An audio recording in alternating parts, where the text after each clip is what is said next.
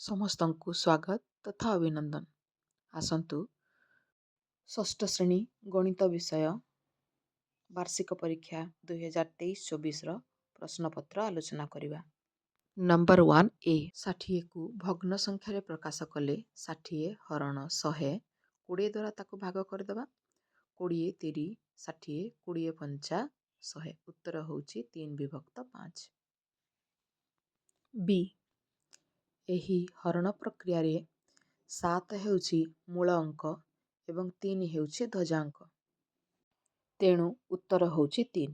Number 2 ଚତୁର୍ଭୁଜର ଚାରିକୋଣର ସମଷ୍ଟି 360 degree. ତେଣୁକରି ଉକ୍ତିଟି ଭୁଲ ଅଛି। -10ର ପରମାନ 10। ଉକ୍ତିଟି ଠିକ୍ ଅଛି। ଟ୍ରାପିଜିୟମର ଏକ ଯୋଡ଼ା ବିପରୀତ ବାହୁ ସମାନ୍ତର।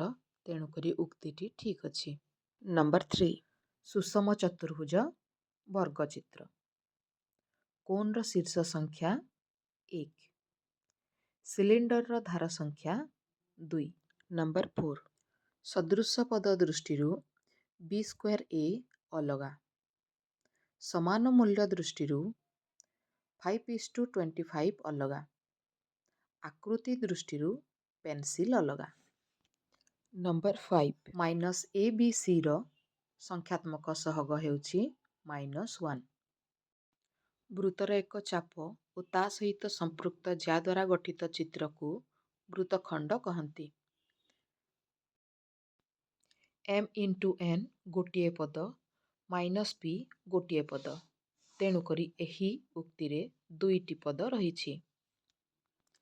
ପରବର୍ତ୍ତୀ ଭିଡ଼ିଓରେ ଆମେ 2 ମାର୍କା ବିଶିଷ୍ଟ ପ୍ରଶ୍ନଗୁଡ଼ିକର ଆଲୋଚନା କରିବା। ଡିସ୍କ୍ରିପସନ୍ ବକ୍ସରେ ତାର ଲିଙ୍କ ଦିଆଯାଇଛି, ଯାଇ ଚେକ୍ କରିପାରିବା।